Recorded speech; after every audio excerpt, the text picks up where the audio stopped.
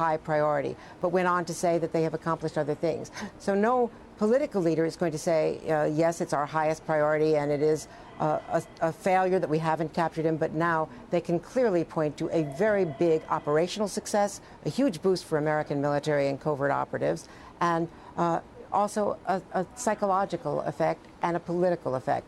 This is a game changer for Barack Obama and for the U.S. military. It can also be reported that this will affect alert levels at a lot of United States facilities around the globe. And I can tell you firsthand, here in New York City, after 9/11, the NYPD started a program that's been going under several different code names, one of them Hercules, where they just, and if you visited New York as a tourist, you've seen this, they will put together anywhere from a dozen to 2 dozen NYPD cruisers and simply send them down the city streets, lights flashing, no sirens, as simply, in some cases, a feint to indicate to people that they are onto something, and in other cases, a show of force.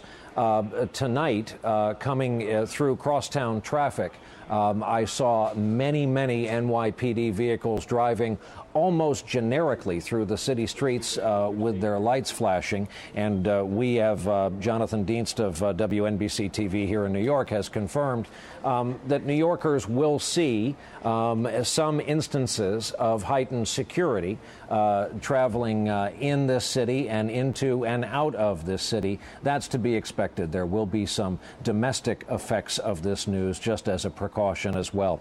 Chuck Todd, our chief White House correspondent, has been spending this evening in the briefing room. Behind the wall, behind Chuck, is the press secretary's office up the hall. Chuck, some journalists got a three-word email tonight reading simply "get to work." Others were briefed with a little bit more detail. Yes, and there were a lot of initials that, let's just say, big deal initials for that were used in quite a few emails. I should tell you something. You were talking about what you were seeing in New York City. There's a small crowd gathered outside the White House right now, chanting and cheering. They've sung the national anthem. They've been cheering USA, singing "We Are the Champions," a little bit of a flash mob. So as this word has trickled out, a different type of protest, if you will, not a protest, but a different type of gathering. We're used to seeing crowds, small groups gather outside the White House for various topics. Rarely for something that seems to be collective good news like this, Brian. But we do know that part of this delay has to also do with they want to make sure that they are making all the calls to everybody in congressional leadership. And as you noted earlier, that's when word started trickling out and the confirmation started coming in. Absolutely. Chuck, I can also tell you 6th Avenue in New York, people spontaneously learning on their personal electronic devices, spontaneously walking up to other groups of people saying, "Have you heard?" This is truly one of those moments. People will remember where they were when they heard Osama bin Laden is dead. And in 2 minutes, I am told, we will switch to the cameras in the East Room of the White House. Again, all those notifications are apparently finished now. And as soon as the camera shot comes up, showing the podium, the White House lets us access the shot in the last few moments of the president walking up to it. We will go there. We've had this start time delayed many times. We're almost about 15 minutes after the first posted time that we were going to hear from the president. Again, as Chuck and others have reported tonight, they wanted to be sure. They wanted to be sure notifications had all been made. It's a lot of committees, a lot of committee chairmanships and ranking members on the other side, as well as foreign leaders. A lot of these calls were assigned and doled out tonight. Again, we are allegedly within 2 minutes of this remark from the president, but this has happened. We've had a few false starts here this evening. Again, I'm now being told that was a false 2-minute warning to the president, about our third of the evening. Jim Miklaszewski at the Pentagon. Jim, what can you tell us about alert levels, especially at the U.S. bases that would make sense, say the sprawling base in Kabul? We can tell you that nobody has any hard intelligence that there would be any retaliation against military bases anywhere around the world, but the threat levels have been raised as a precaution. As a matter of fact, this is the kind of exercise that has been in place for years should the news hit that Osama bin Laden was killed or captured. And I can tell you from the Special Operations Forces and the CIA that this is the best possible outcome in terms of getting Osama bin Laden. One of the fears, of course, is that he may be killed in one of those drone missile strikes or die of natural causes, and the world wouldn't know about it. But in this case, according to officials up on Capitol Hill and elsewhere, not only was Osama bin Laden shot and killed, but they do have his body. And we're still seeking clarification because there are conflicting reports whether this happened in Pakistan or Afghanistan. As you know, Brian, that border between the two is very porous and has allowed for the streaming back and forth of Taliban many enemy forces. So it wouldn't come as any surprise in that mountainous region of the border that Osama bin Laden may be able to slip back and forth. This is, according to officials, the result of good intelligence work, but also you cannot discount the constant pounding from those CIA Predator drones in that mountainous area of Waziristan province, where many al-Qaeda, including Osama bin Laden, were thought to have been hiding all this time. We're all hanging on every word right now, Brian, to figure out exactly what the source of intelligence was that led those special forces and CIA operatives, as we understand it, to Osama bin Laden today. All right, Jim Miklaszewski at the Pentagon, where they'll have a busy night of briefings ahead of them, and we're being, at least initially, waved off a drone strike as the cause of death here. Certainly it would indicate, common sense would indicate, and one confirmation we're getting indicates that this is a special operations raid that has resulted in taking the life of Osama bin Laden. Those just joining us, it's been a long 9 years, 7 months and 20 days. Osama bin Laden is dead. We will hear the official announcement from President Obama within minutes, we're told, from the East Room at the White House. Our chief foreign correspondent, Richard Engel, standing by. Richard, just for all of our edification, how close was the United States at Tora Bora to getting the result that we're announcing tonight? The United States was incredibly close at Tora Bora, and there was so much criticism that the United States didn't follow through. They knew where Osama bin Laden was, but they didn't have the forces to actually close in and capture him, and they allowed him to escape. But that right now seems like almost ancient history. The question now is, how did they kill Osama bin Laden? And you mentioned just a short while ago, was it drone strikes? Drone strikes have been taking place for a long time, and the CIA has been managing them. And I think an organization we're going to hear a lot about in the coming days is JSOC, the Joint Special Operations Command. And Brian, you and I have talked a lot about JSOC in the past. It is almost like the U.S. military's fifth branch of the military: Army, Navy, Air Force, Marines, and JSOC. And the global war on terrorism has created this organization as an incredibly powerful division of the U.S. military. So if the drone strikes took place, which are mostly organized by the CIA, they likely wouldn't have the body. JSOC, which manages Delta Force, which manages the Army Rangers, which manages the Navy SEALs, they would be in a position to have people on the ground to carry out a close assault, to carry out a kill operation and recover the body. Watch and listen for the words JSOC in the next few days. I think people are going to start recognizing the incredibly difficult work that they have been doing for a long time, often unrecognized, very difficult work. And more about that later. Richard Engel talking about the Joint Special Operations Command likely responsible for this news. Now, again, we are told that we are within a 2-minute window until we will hear the announcement from the president in the East Room.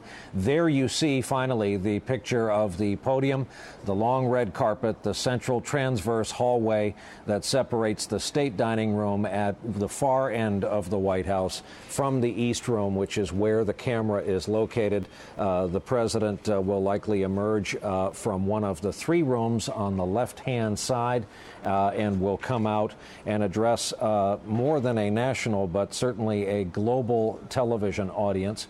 As so many millions of Americans, families are in touch with one another saying, are you watching this on television? Osama bin Laden is dead. Again, it's been 9 years, 7 months, and 20 days since 9/11, the day when most Americans began to hear the name, learn more about the man who was the founder of the organization we now know as Al-Qaeda, and thus the mastermind behind the attacks of 9/11 that changed the world, changed this country forever, certainly changed U.S. foreign policy. The president is expected to obviously declare the news and then talk about the other issues that come out of this, including but not limited to safety of Americans and American facilities.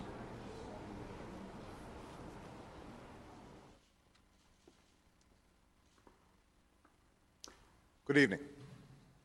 Tonight, I can report to the American people and to the world that the United States has conducted an operation that killed Osama bin Laden, the leader of Al-Qaeda, and a terrorist who's responsible for the murder of thousands of innocent men, women, and children. It was nearly 10 years ago that a bright September day was darkened by the worst attack on the American people in our history. The images of 9/11 are seared into our national memory. Hijacked planes cutting through a cloudless September sky, the Twin Towers collapsing to the ground, black smoke billowing up from the Pentagon, the wreckage of Flight 93 in Shanksville, Pennsylvania, where the actions of heroic citizens saved even more heartbreak and destruction. And yet we know that the worst images are those that were unseen to the world.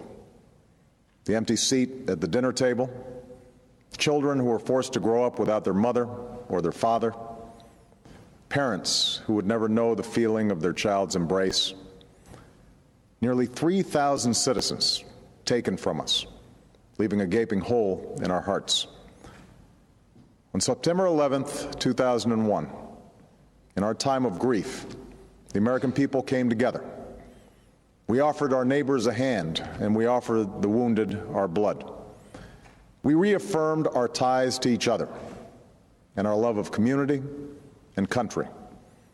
On that day, no matter where we came from, what God we prayed to, or what race or ethnicity we were united as one American family. We were also united in our resolve to protect our nation and to bring those who committed this vicious attack to justice. We quickly learned that the 9/11 attacks were carried out by Al-Qaeda, an organization headed by Osama bin Laden, which had openly declared war on the United States and was committed to killing innocents in our country and around the globe. And so we went to war against Al-Qaeda to protect our citizens, our friends, and our allies. Over the last 10 years, thanks to the tireless and heroic work of our military and our counterterrorism professionals, we've made great strides in that effort. We've disrupted terrorist attacks and strengthened our homeland defense. In Afghanistan, we removed the Taliban government, which had given bin Laden and Al-Qaeda safe haven and support. And around the globe, we worked with our friends and allies to capture or kill scores of Al-Qaeda terrorists, including several who were a part of the 9/11 plot. Yet Osama bin Laden avoided capture and escaped across the Afghan border into Pakistan. Meanwhile, Al-Qaeda continued to operate from along that border and operate through its affiliates across the world. And so shortly after taking office, I directed Leon Panetta, the director of the CIA, to make the killing or capture of bin Laden the top priority of our war against al-Qaeda, even as we continued our broader efforts to disrupt, dismantle, and defeat his network. Then, last August, after years of painstaking work by our intelligence community, I was briefed on a possible lead to bin Laden. It was far from certain, and it took many months to run this thread to ground. I met repeatedly with my national security team as we developed more information about the possibility that we had located bin Laden hiding within a compound deep inside Pakistan. And finally, last week, I determined that we had enough intelligence to take action and authorized an operation to get Osama bin Laden and bring him to justice. Today, at my direction, the United States launched a targeted operation against that compound in Abbottabad, Pakistan. A small team of Americans carried out the operation with extraordinary courage and capability. No Americans were harmed. They took care to avoid civilian casualties. After a firefight, they killed Osama bin Laden and took custody of his body. For over 2 decades, bin Laden has been al-Qaeda's leader and symbol, and has continued to plot attacks against our country and our friends and allies. The death of bin Laden marks the most significant achievement to date in our nation's effort to defeat al-Qaeda. Yet his death does not mark the end of our effort. There's no doubt that al-Qaeda will continue to pursue attacks against us. We must, and we will, remain vigilant at home and abroad. As we do, we must also reaffirm that the United States is not and never will be at war with Islam. I've made clear, just as President Bush did shortly after 9/11, that our war is not against Islam. Bin Laden was not a Muslim leader. He was a mass murderer of Muslims. Indeed, al-Qaeda has slaughtered scores of Muslims in many countries, including our own. So his demise should be welcomed by all who believe in peace and human dignity. Over the years, I've repeatedly made clear that we would take action within Pakistan if we knew where bin Laden was. That is what we've done. But it's important to note that our counterterrorism cooperation with Pakistan helped lead us to bin Laden and the compound where he was hiding. Indeed, bin Laden had declared war against Pakistan as well and ordered attacks against the Pakistani people. Tonight, I called President Zardari, and my team has also spoken with their Pakistani counterparts. They agree that this is a good and historic day for both of our nations. And going forward, it is essential that Pakistan continue to join us in the fight against al-Qaeda and its affiliates. The American people did not choose this fight. It came to our shores and started with the senseless slaughter of our citizens. After nearly 10 years of service, struggle, and sacrifice, we know well the costs of war. These efforts weigh on me every time I, as Commander-in-Chief, have to sign a letter to a family that has lost a loved one, or look into the eyes of a service member who's been gravely wounded. So Americans understand the costs of war. Yet, as a country, we will never tolerate our security being threatened, nor stand idly by when our people have been killed. We will be relentless in defense of our citizens and our friends and allies. We will be true to the values that make us who we are. And on nights like this one, we can say to those families who have lost loved ones to al-Qaeda's terror, justice has been done. Tonight, we give thanks to the countless intelligence and counterterrorism professionals who've worked tirelessly to achieve this outcome. The American people do not see their work nor know their names, but tonight they feel the satisfaction of their work and the result of their pursuit of justice. We give thanks for the men who carried out this operation, for they exemplify the professionalism, patriotism, and unparalleled courage of those who serve our country. And they are part of a generation that has borne the heaviest share of the burden since that September day. Finally, let me say to the families who lost loved ones on 9/11 that we have never forgotten your loss, nor wavered in our commitment to see that we do whatever it takes to prevent another attack on our shores. And tonight, let us think back to the sense of unity that prevailed on 9/11. I know that it has at times frayed, yet today's achievement is a testament to the greatness of our country and the determination of the American people. The cause of securing our country is not complete, but tonight we are once again reminded that America can do whatever we set our mind to. That is the story of our history. Whether it's the pursuit of prosperity for our people or the struggle for equality for all our citizens, our commitment to stand up for our values abroad, and our sacrifices to make the world a safer place. Let us remember that we can do these things not just because of wealth or power, but because of who we are. One nation, under God, indivisible, with liberty and justice for all. Thank you. May God bless you. And may God bless the United States of America. And with that, the President of the United States announcing that Osama bin Laden, the founder of al-Qaeda, a man with thousands of Americans' blood on his hands, has been killed in an overseas raid at the hands of the United States military. They have been pursuing him. He has been on the run for just under a decade, and it has happened. Apparently, the proof in the form of his body is in hand after a firefight. His body was taken by U.S. Special Forces. To our chief White House correspondent, Chuck Todd, we go. And Chuck, this is right up there, of course, with committing U.S. troops to battle overseas, as serious as the presidency gets, giving the order to take a life overseas. Absolutely. And going into a foreign country and apparently not necessarily getting their permission before we went in. You could hear the president worded it so carefully on how and when Pakistan was informed, and the president reiterated, he said if he had ever got information that he could get bin Laden in Pakistan, he wouldn't hesitate to do it. It was something he had actually pledged during the campaign. An 8-month-long plan, as you heard the president detail it through, that started last August with a tip and went all the way through until he gave the order today.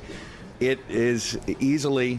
A lot of things could still happen in this presidency, Brian, but you don't have to. It's pretty easy to state that this is probably will be the most significant, if one of the most significant, if not the most significant accomplishment for the president in this term. And Chuck, the follow-up reporting, of course, that we need out of the White House tonight for so many people who are watching this tonight and about to start the work week across this country tomorrow is effects on American life for the sake of security or what have you. That's something we'll have an ongoing conversation about as our coverage goes on tonight. We've learned a bit more about how this was carried out.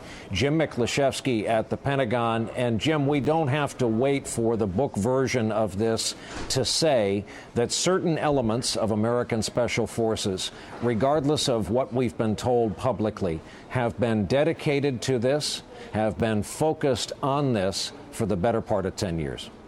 Absolutely. And it was very interesting, as Chuck just pointed out, and the president told the nation, if not the world, that they first got this tip in August. So, the Special Operations Forces had been attempting to track, and U.S. intelligence services had been putting pressure on the Pakistanis, who the president credited tonight with providing some of the information that led to the initial tip on exactly where Osama bin Laden had been hiding. And U.S. officials tell us that Special Operations Forces, Navy SEALs, we understand, landed in that compound and in that firefight. It's not clear whether Osama bin Laden himself picked up a weapon and fired, but we are told that he was shot at least once in the head and his body recovered by those U.S. Special Operations Forces.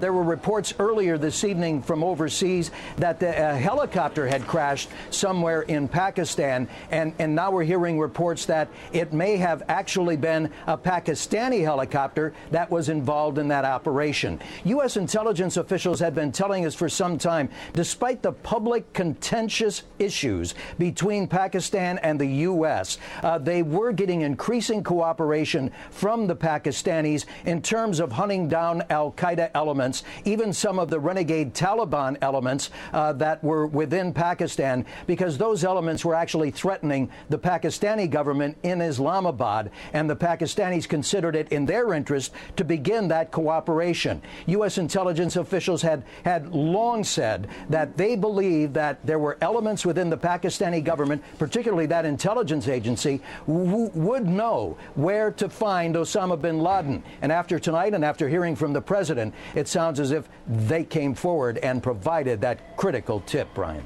Jim Miklaszewski at the Pentagon, where again the information we've expected, the follow-on reporting, is already starting. And I want to take a moment and show you this picture. We showed it briefly, but I want to go back here. This is across the street from the White House in Washington. While something short of VJ Day in this country, as you look at this picture, listen to some numbers. More than 2,600 people died here in New York City when the World Trade Center towers came down.